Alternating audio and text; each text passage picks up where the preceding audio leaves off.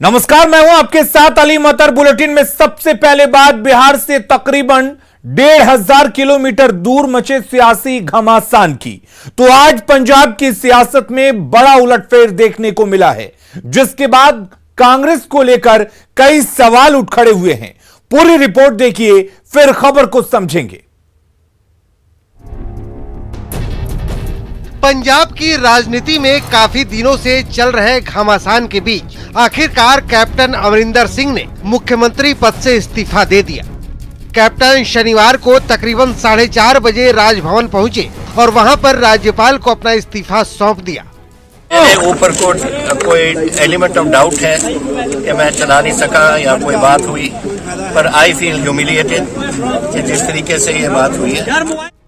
इस्तीफे के बाद कैप्टन अमरिंदर ने अपमान की बात तो कही ही, साथ ही ये भी साफ कर दिया कि भविष्य की राजनीति में वो विकल्प का इस्तेमाल जरूर करेंगे। Future politics is always there an option and I will use that option. यहाँ अमरिंदर सिंह ने नवजोत सिंह सिद्धू पर हमला बोला और कहा कि वो सिद्धू को सीएम बनाने का विरोध करेंगे। लेकिन अगर इसको फेस रखेंगे for chief minister of Punjab, I will oppose him, because ये नेशनल सिक्योरिटी का मसला है और मैं जानता हूं कि ये पाकिस्तान के साथ कैसा है, इसकी उलझन है। इस सियासी हलचल पर बीजेपी ने कांग्रेस को डूबता जहाज करार दिया और कैप्टन के इस्तीफे के बहाने पंजाब कांग्रेस अध्यक्ष नवजोत सिंह सिद्धू पर भी तंज कसा। जहाज जब डूबने वाला होता है तो हिचकोले खाने लगता है। पंजाब कांग्रेस उसी प्रकार से हिचकोले खा रही है और उनके आपस में टकराव हो रहे हैं। इसकी पटकथा तो उसी दिन लिख दी गई थी जिस दिन नवजोत सिंह सिद्धू कांग्रेस में शामिल हुए थे, क्योंकि जहां जहां पांव पड़े संतन के तहीं तहीं बंटा धार। उधर इस्तीफे के बाद शनिवार को नेता चुनने के लिए कांग्रेस विधायक दल की बैठक भी हुई, लेकिन बैठक में सीएम पद के लिए किसी नाम पर मुहर नहीं लग पाई। विधायकों ने नए सीएम चुनने का फैसला पार्टी अध्यक्ष सोनिया गांधी पर छोड़ दिया। कांग्रेस अध्यक्षा को अधिकृत किया गया कि वो कांग्रेस विधायक दल के नेता को चुने और उसके साथ साथ में जो वो सर्वसम्मति जो वो चुनेंगी, जो जिसको चिन्हित करेंगी, वो सर्वसम्मति से सब लोगों को मंजूर होगा। बता दें कि पंजाब कांग्रेस में पिछले कई महीनों से कैप्टन अमरिंदर सिंह और सिद्धू के बीच सियासी घमासान चल रहा था।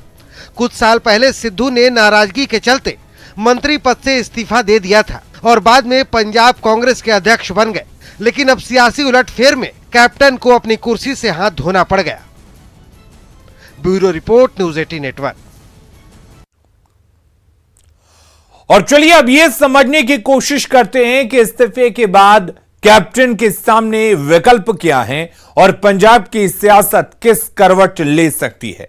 तो आपको बता दें कि कैप्टन अमरिंदर सिंह ने यह साफ कह दिया है कि भविष्य की राजनीति में वो विकल्प का इस्तेमाल जरूर करेंगे। कैप्टन कांग्रेस पार्टी छोड़ सकते हैं, यह लगभग तय माना जा रहा है। कैप्टन अमरिंदर सिंह अब नए तेवर के साथ पंजाब की राजनीति कर सकते हैं। कैप्टन अपनी अलग जमीन तैयार कर सकते हैं, अलग पार्टी बनाकर भी आगामी विधानसभा चुनाव में कैप्टन अमरिंदर उतर सकते हैं और बीजेपी में राजनीतिक भविष्य भी तलाश सकते हैं, ऐसी भी उम्मीद जताई जा रही है। दरअसल कैप्टन अमरिंदर सिंह सिद्धू की गतिविधियों से नाराज चल रहे थे। उन्होंने हाईकमान को भी नाराजगी बताई थी। कैप्टन पर बादल परिवार के सदस्यों को बचाने के आरोप लगाए गए थे। वहीं हाईकमान ने दखल देते हुए सुनील जाखड़ को हटाकर सिद्धू को प्रदेश अध्यक्ष बना दिया था। तभी से कैप्टन नाराज चल रहे थे। कई दफा कैप्टन को दिल्ली भी बुलाया गया, लेकिन आखिरकार कांग्रेस अपना विवाद सुलझा नहीं पाई और यहां कैप्टन अमरिंदर सिंह को इस्तीफा देना पड़ा। पंजाब कांग्रेस के विधायक दल की बैठक से पहले कैप्टन अमरिंदर सिंह ने सीएम पद से इस्तीफा दिया और कहा कि नहीं बर्दाश्त होगी बेइज्जती, और उन्होंने यह भी साफ कर दिया है कि भविष्य के रास्ते खुले हुए हैं। अगली खबर का रुख कर लेते हैं। कल बिहार ने एक दिन में वैक्सीनेशन का बड़ा रिकॉर्ड कायम कर दिया। बिहार ने ऐसा उत्साह दिखाया कि सारे रिकॉर्ड ध्वस्त हो गए। बिहार ने एक दिन में 30 लाख से अधिक टीका लगाया, तो देश में एक दिन में 2.25 करोड़ से ज्यादा लोगों को वैक्सीन दिया गया। जाहिर है इस उपलब्धि पर बिहार गदगद है। सीएम नीतीश कुमार ने बिहार को तहे दिल से बधाई दी है।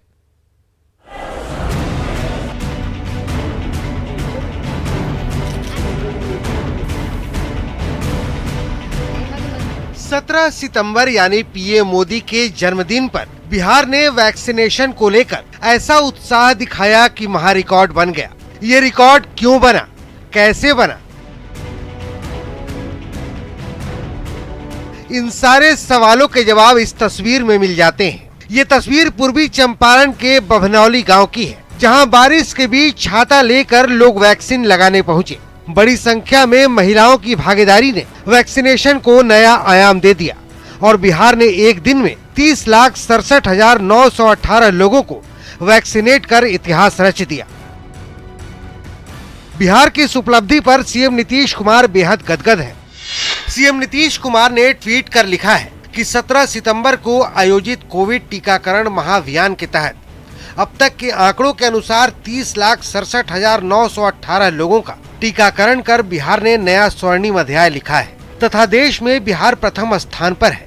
आशा है स्वास्थ्य विभाग इसी मनोयोग के साथ काम करता रहेगा।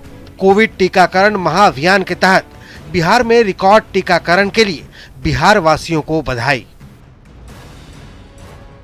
बिहार ने 6 महीने में 6 करोड़ का लक्ष्य तय किया है। सरकार की बेजोड़ प्लानिंग, लोगों के उत्साह की वजह से बिहार अब अपने लक्ष्य के काफी करीब पहुंच चुका है।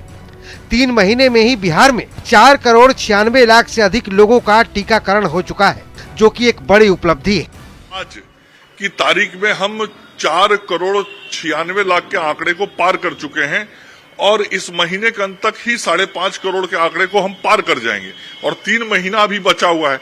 तो आप समझ लीजिए कि कितना पहले उस आंकड़े को हम प्राप्त करेंगे और उससे काफी आगे हम लोग चले जाएंगे।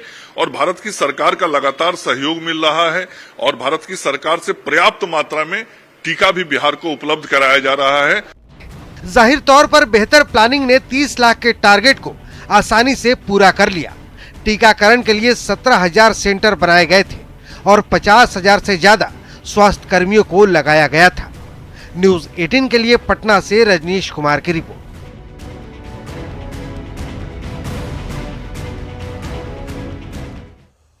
और चलिए अब ये समझ लेते हैं कि ये कितनी बड़ी उपलब्धि है बिहार के लिए। दरअसल बिहार ने ये दिखा दिया कि अच्छी प्लानिंग की बदौलत कोई भी लक्ष्य को हासिल किया जा सकता है। 17 सितंबर के लिए बिहार ने बड़ी प्लानिंग की थी। खुद सीएम नीतीश कुमार ने पूरी प्लानिंग की मॉनिटरिंग की थी। पूरी प्लानिंग पर वो अपनी नजर बनाए हुए थे। प्लानिंग की बदौलत बिहार ने सभी राज्यों को पीछे छोड़ दिया। बिहार में 6 महीने में 6 करोड़ लोगों को टीका देने का लक्ष्य भी रखा गया है। 3 महीने में ही बिहार ने 4 करोड़ 96 लाख लोगों के टीकाकरण का काम पूरा कर लिया है। यानी कि अब मात्र 1 करोड़ 4 लाख लोगों को ही टीका लगाना है। हालांकि यह आंकड़ा ज्यादा पार कर सकता है। अगर 30 लाख की रफ्तार को मेंटेन किया जाए तो वैक्सीनेशन की रफ्तार 17 सितंबर जैसी ही हो जाएगी। तो बिहार मात्र 4 दिनों में ही लक्ष्य को हासिल कर सकता है। यानी कि वक्त से पहले ही बिहार ने अपना टारगेट पूरा कर लिया है। तो बिहार के लिए यह एक बड़ी उपलब्धि है। और अब बात एक ऐसे गैंग की जो सीधा छात्रों के सपनों को चकनाचूर करता है, दिन रात मेहनत करने वाले छात्रों की उम्मीदों को ध्वस्त करता है, उनके सपनों को चूर चूर करता है। हम बात कर रहे हैं सॉल्वर गैंग की, जो जूली को हीना बनाकर मोटी रकम वसूलता था। अब इस मामले में मास्टरमाइंड की तलाश है, जिसके लिए यूपी की पुलिस पटना में कैंप कर रही है। पूरी रिपोर्ट देखिए, फिर सॉल्वर गैंग के पूरे मैकेनिज्म को समझेंगे।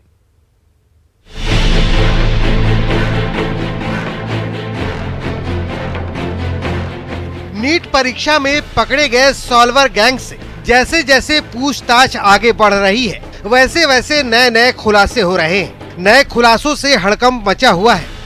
बिहार से लेकर यूपी और उत्तर पूर्व के राज्यों में फैले नेटवर्क की परतें जैसे जैसे उघड़ रही हैं, रैकेट के तार पूर्वोत्तर के अलावा कई दूसरे राज्यों से भी जुड़ते नजर आ रहे हैं। सॉल्वर केस को सॉल्व करने के लिए यूपी क्राइम ब्रांच की टीम पटना में कैंप कर रही है। आर्थिक अपराध इकाई और पटना पुलिस के सहयोग से यूपी क्राइम ब्रांच की टीम ने राजधानी के मुसल्लापुर हाट के इलाके से एक शख्स को हिरासत में लिया है। बताया जा रहा है कि हिरासत में लिया गया आरोपी प्रिंटिंग प्रेस का काम करता है। यूपी और बिहार पुलिस का ज्वाइंट ऑपरेशन लगातार जारी है।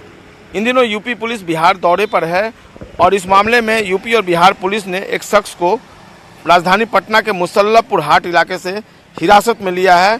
यह शख्स प्रिंटिंग प्रेस का काम करता है और इसके संबंध जो टॉपर है और जो पीके मास्टरमाइंड है इस पूरे गैंग का बिहार के हाजीपुर का रहने वाला बताया जाता है। शुक्रवार को भी यूपी और पटना पुलिस ने राजधानी के पाटलिपुत्र इंडस्ट्रियल एरिया के पास एक मकान में 3 घंटे से अधिक समय तक छापेमारी की थी। हालांकि फिलहाल पटना पुलिस अनुसंधान का हवाला देकर बहुत कुछ बताने को तैयार नहीं है। आई थी और टीम ने यहाँ आर्थिक अपराध इकाई के सहयोग से और लोकल थाना के सहयोग से एक जगह छापेमारी की दीघा में, और वहाँ से जो साक्ष्य उनको मिले हैं वो लोग अपने अनुसंधान में लाएंगे। हम लोग की तरफ से इतना ही अभी उनको सहयोग किया गया है और बाकी जैसा जब भी वांछित सहयोग हम लोग प्रदान करेंगे। दरअसल हफ्ते भर पहले वाराणसी पुलिस ने देश भर में हो रही नीट परीक्षा के सॉल्वर गैंग का खुलासा किया था। वाराणसी के सारनाथ इलाके के सेंट फ्रांसिस जेवियर स्कूल में BHU से BDS सेकेंड ईयर की छात्रा जूली को गिरफ्तार किया। जूली के साथ उसकी मां और भाई को भी पुलिस ने गिरफ्तार किया है।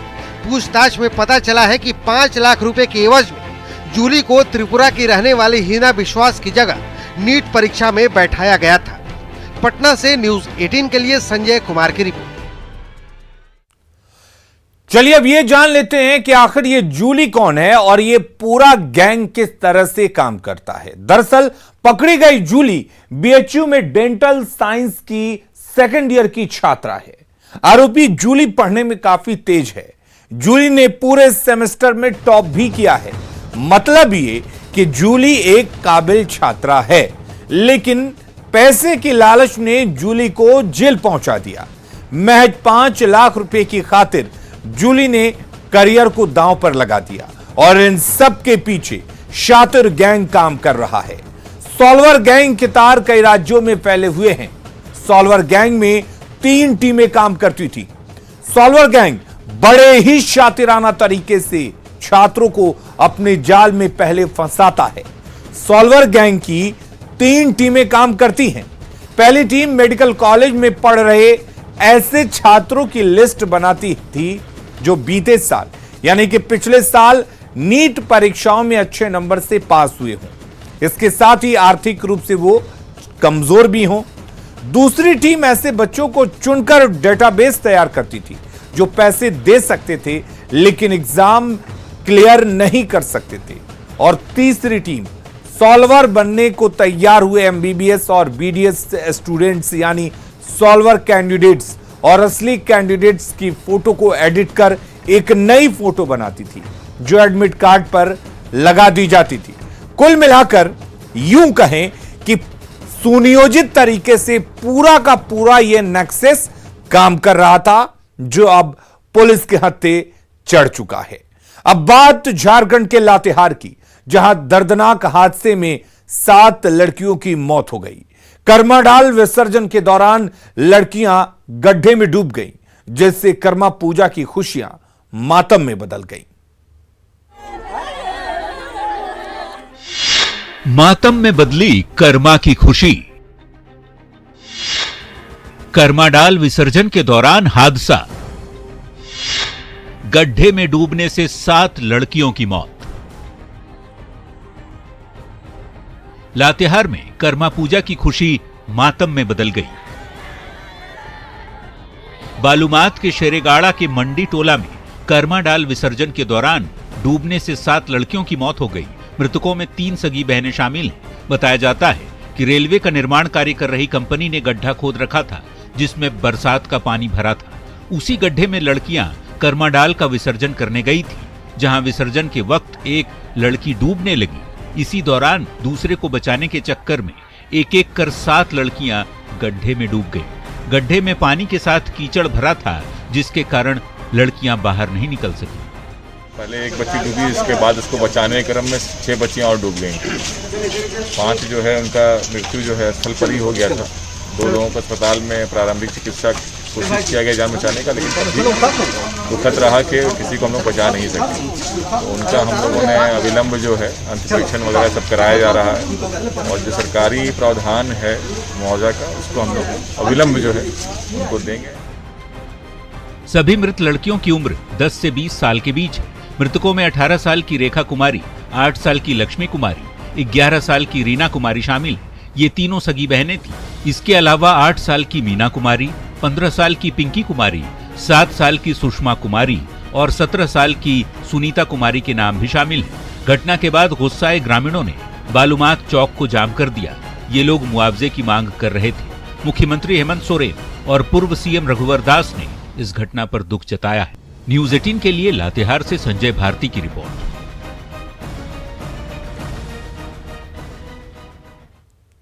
और लातेहार में हुए हादसे पर प्रधानमंत्री नरेंद्र मोदी ने भी दुख जताया है। पीएमओ के ऑफिशियल ट्विटर हैंडल से ट्विटर पर लिखा गया है कि झारखंड के लातेहार जिले में डूबने से किशोरियों की मौत से सदमा लगा है।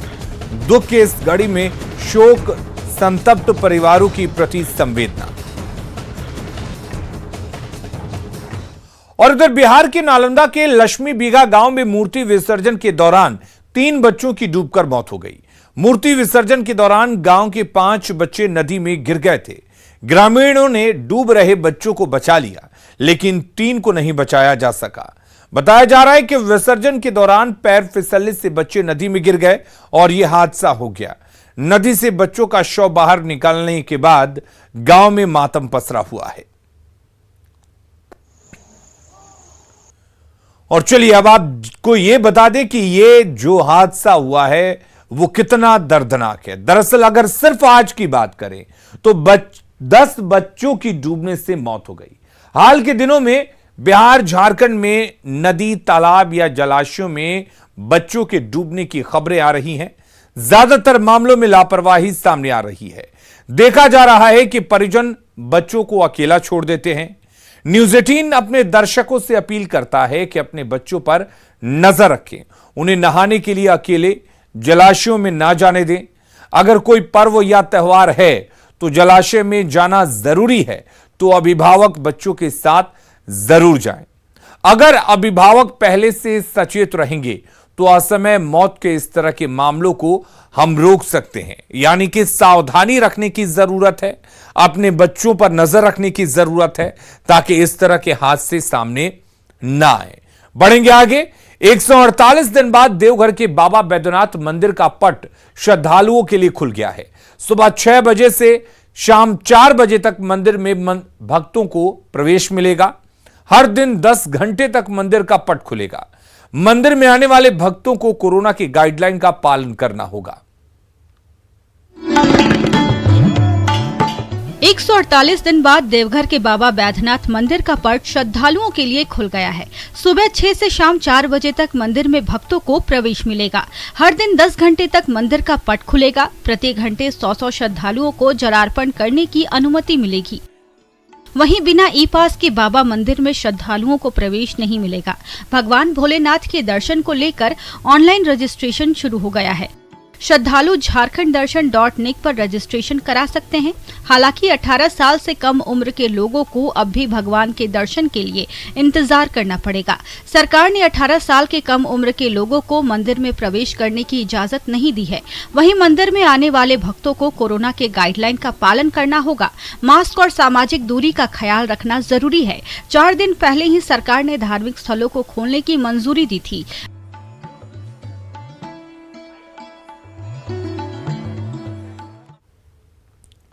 खबरें लगातार जारी हैं। अब बने रहिए न्यूज 18 बिहार झारखंड के साथ।